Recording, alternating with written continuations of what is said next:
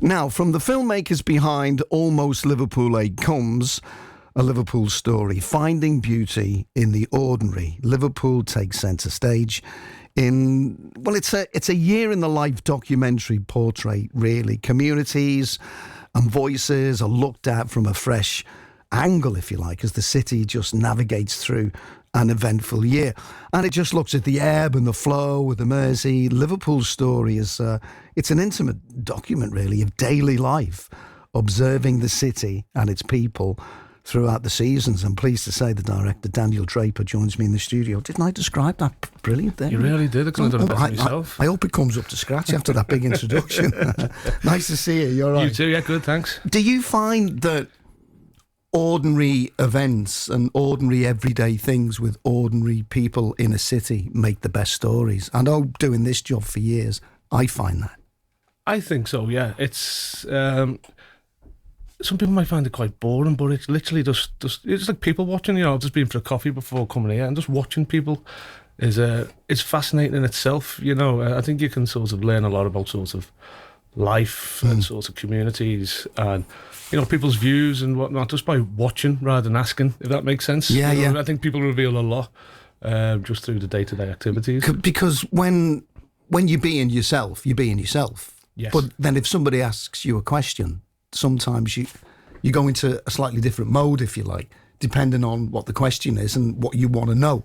Yeah. But if you're just observing somebody in their natural habitat doing their ordinary things, that's when you get a real picture, I think. Yeah, I think so. You know, so traditionally with the documentaries, a lot of it's talking heads. You sit someone down, you ask them questions. Yeah. But once you ask them questions, it's like, as you say, you go into like a mode, don't you? You're thinking, you want to present yourself sort of articulately and interestingly, but it's not necessarily true. You know, and that's the thing with documentaries and sort of people talking.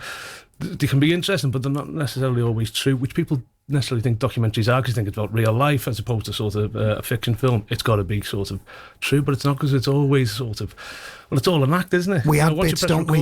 Because if you were going to tell me a story, I want to tell that story to somebody else, I might add a little bit on, and it might be a little insignificant bit. You know, it doesn't really detract from what you've told me. But when somebody else tells that story to somebody else, we like to add a little bit on. We like to think that we're interested. I think that might be part of it. Yeah, things get embellished, really, don't they? That's and whether they, you know, it's all based on memory, isn't it? How real is what you're saying anyway, you know what I mean? Yeah. You remember what you want to remember, don't you? And then retell it how you want to retell it. Yeah, so, exactly. I suppose that's just storytelling in general, really, isn't it? How did you get into, I mean, you're not a screen lad, aren't you? Sorry, yeah. Nogsy. Yeah, Nogsy lad. So is this something you've always been interested in? Yeah, I've always just been obsessed with film. You know, I studied at university, and then sort of for the last 10, 12 years, started making films, which is sort of, led up to today, really. So it's called Liverpool Story. What kind of story, without giving it all away, because, you know, you want to sit down and be absorbed in it. Is it people's everyday stories or extraordinary stories? How's it going to work?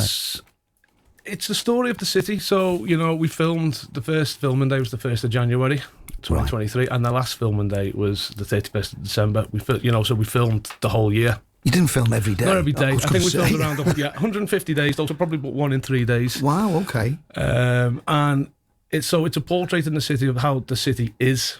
Because Liverpool's interesting. We all have opinions of what it is or what we think it is, and how we sort of portray ourselves within and to those without. And there's plenty of films and documentaries set in Liverpool or about Liverpool, and the city is a big character.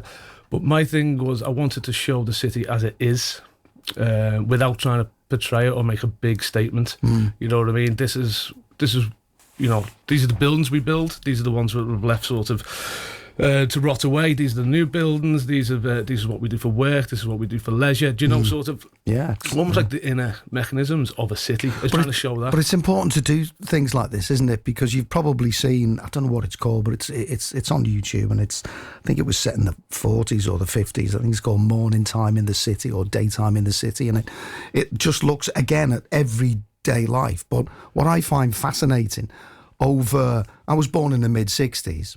So over those decades, you pick up on the way the accents have changed. People haven't changed. People haven't left the city, but it does change. You listen to the Liverpool accent in the 60s and the 70s. It's not vastly different to the way it is now, but it's noticeably different. Yes, and I think that's one of the reasons that drove me to sort of make the film, is this idea of trying to understand what the city is and what we are, being from the city. You know, everyone has an opinion of what a Scouser is, whether it be how you dress, where you're from, what you say. But for me, really, I think the idea of what a Scouser is there's no such thing, because for me, the city is a port, and the most important thing about the city is the river, and the river moves. It's like that ebb and flow you mentioned before. Yeah. So that is the nature of the city.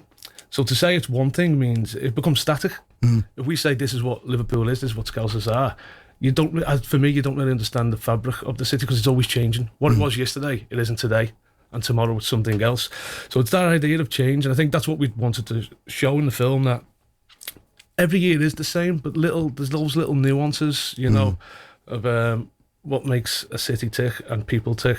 And it's quite nice that, you know, there's no big drama in the film. There's no sort of, it's just, this is what we do over a year. Sometimes it's, you know, mundane. Sometimes it's quite big. You know, so last year there was Eurovision, but we show in the film there's people working, and it's sort of, I don't know, for me there's a comfort in that, that know that, you know, it's people have done this before. It's home, isn't it? It's home, and just not everything we're doing, nothing's unique. You know what I mean? People have, you know, fell in love in these streets, fought in these streets, and they'll continue to do it. And it's just, we're just repeating those, you know, those rhythms that other people have done. But it's important that you make something like this. And I often say that we're all archivists now. Everybody's got the phone out. Everybody's taking a picture on the waterfront. Everybody's taking a picture of buildings or whatever. You know, 25, 30 years ago, that wasn't a thing. So we're all archivists. And in a way, you can... It can kind of flow over you. There's that much to take in, and sometimes, as you said before, you kind of just stop and just observe the ordinary. Not the mundane isn't the right word. It's just because the ordinary can be extraordinary as well. Absolutely. You know, and I'm sure you found that when you were filming. Yeah, and it's interesting because the world we're saturated with images now, aren't we? Yeah. You know, that was the word I was looking for. Saturated. Yeah. You go on the street, and I find it interesting with sort of, you see sort of influencers and stuff, and teenagers. They're the filmmakers. You can see them directing their lives. The friends will shoot them, and they'll be like, "No, we need this reverse angle and stuff." It's fascinating, and for the first time ever, sort of, we've got this, you know, running archive to go with our lives. But I suppose, to go back to what you said before about, I don't know what film you said from the 40s or the 50s. Yeah, I can't remember. I think it's called Morning Time in the City or Daytime. Somebody will let me know. But it's about half an hour long. But it just, there's no narration on it. It just shows you people in the city. Well, one of the influences for this film was a film from 1927 called A Day in Liverpool. Oh, right. Which is online, you can find it quite easily. And it just shows, it was not shot in a day, but, you know, it's the city as it is. And, oh my God, it's fabulous. It's black and white. Yeah. And you're like, it's only 100 years old. And after watching it, I thought, what if we sort of made that film now, 100 years on? But instead of black and white, it's colour. It's silent, that film. So we thought we'll add music and voices, a bit of movement. You know what I mean? So that was sort of like the template of like creating our version of a piece of archive today. Yeah, you know, and maybe, you know, it'd be interesting to see how people react to the film, because it's only last year. Yeah, you know, so as time goes on, it might sort of, you know, exactly. People might react to it differently. It's like, remember, City of Culture Year 2008. You know, you're getting on for like nearly 20 years since that happened. Yeah. But when you look back at some of the archive of that, cities change. I mean, it's, as you said before, it's the ebb and the flow.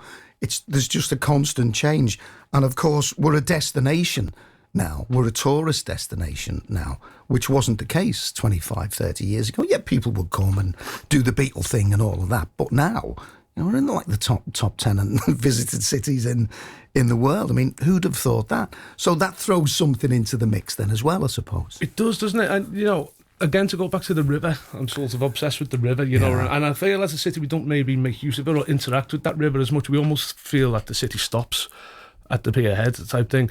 But that destination thing, what I quite like about Liverpool is you don't come here by accident. It's the end of the line. No train passes through, you know what I mean? So you've got to want to come here. And I think that adds something to it. Maybe it's not as transient as some cities, and maybe as it was when people came by boat and whatnot, but there's something quite definitive about wanting to come to Liverpool. We're quite tribal as well, aren't we? Because when we had a chat off air, I said, "Where about you from?" You said Norris Green. You said, "Where are you from?" I said, "Anfield." So it's almost like we're one city, but we're made up of loads of different little tribes, aren't we? You know, Norris Green, Anfield, Wavertree, wherever. And I always find that fascinating too. It is, and I think that's played a part in the film somehow, because it was just last night I went to a talk and they were telling us about the population of Liverpool 400 years ago. 400 years ago, Wigan had a bigger population. You know what I mean? So I think Liverpool, although the size of it now and it's the destination for tourists and whatnot, I think Liverpool is still fundamentally that fishing village. You know what I mean? Everyone knows everyone's business. You know, where are you from? It's still never. We've never really sort of left that, and I think that might be a nice thing, in a way. You know what I mean? And I think that's what the film maybe gets across is it's all just communities, isn't it? You know, as humans, we just want to speak to each other. You know, we want to gather. Yeah, you're right, and it's the old line, isn't it? You know, it's friendly city and all of that. I think we're just basically nosy. I just think we're dead nosy, but we're nosy in a nice way. Well, I'm nosy. That's why I made the film, because the camera gives you an excuse to be like, can I go in there, can I come in your shop, or can I go in your sort of business and film? And people let you because you got a camera. Yeah, exactly. If I just went to try and do that today, I get told no. You know, but that sense of nosiness, I think we all. Yeah, it is, isn't it? It's almost like wanting to know, but wanting to help. And again, a great example, and I've seen it and I've done it myself. Somebody asks you where somewhere is. Where's Dale Street, mate? Tell you what, I'm going that way. I'll walk with you. Even if you're not going that way, people in the city go, I'm going up that way, mate. I'll show you where it is. And even if you walk to the top of Lord Street and go, here, mate, it's just over there on the right, they will do it. And I'm not saying that's unique to this city. I'm sure other cities do it as well. But that's something that we've done for many, many years. Yeah, it's there. And it's about, we all just want to sort of belong, whether it's, you know, we this idea that we all want to belong to Liverpool, but we all want to belong to sort of any sort of group. Maybe it's that tribalism, you know. Some people get it from football, some people get it from Morris dancing, you know, some people get it from of art groups. It's that idea of you want to find people like you and spend time with them, you know. Not being isolated, isn't it? Not being isolated. And effectively, I think the film we've made is 2 hours observing these little sort of pockets in the city that are effectively people have that belonging on a micro level, which sort of then leads into the larger culture of the city, if that makes sense. Yeah, it makes a lot of sense. When can we see it? Where can we see it? It premieres at the Philharmonic Hall. Seems like quite an apt venue for it, on the 21st of November. Yeah, so about 2 months. I'm nervous. Yeah, it's out of the bag now, isn't it? You know, it's sort of it's like, you know, it's university time of the year for a lot of students, and that it's films like that. You can put so much effort into sort of making it the best you can. Yeah. At some point, you've got to let it go. And that's it. You can twiddle and tweak and twiddle and tweak. At some point, you've got to go. The art. So I am nervous, but I'm incredibly sort of happy with the film. You should be proud. You should be proud as well. You should be proud of it as well. Yeah, I am. Yeah. Well, I'll see how proud I am after people's reactions. Are you going to do it again? Maybe 5-10 years down the line, you'll have a great beard then. I'll probably still be here talking nonsense. I did think we'd do it again. Make it in 3 parts. Do another. I'd say 20 years though. I don't think enough changes in 10 years. I won't be here, mate. No. I don't want to be here in 20 years, to be honest. Another 20, 30 easy. Oh, listen, really good to meet you, Dan. You too. Thanks for having us on. So what's the name of the film again? The film's Liverpool Story. Liverpool Story, and the premise at the film, and then it will be available for everybody to. Yeah, then it's out there. You know, the wheels are in motion. We'll make a song and dance about it online and whatnot. Good stuff. Look forward to it. Yeah, and I'll see you in 20 years? Yeah. What's that, 2044? You know, they'll probably play this back at the time. That's probably what they'll do. Cheers, mate. Look after you.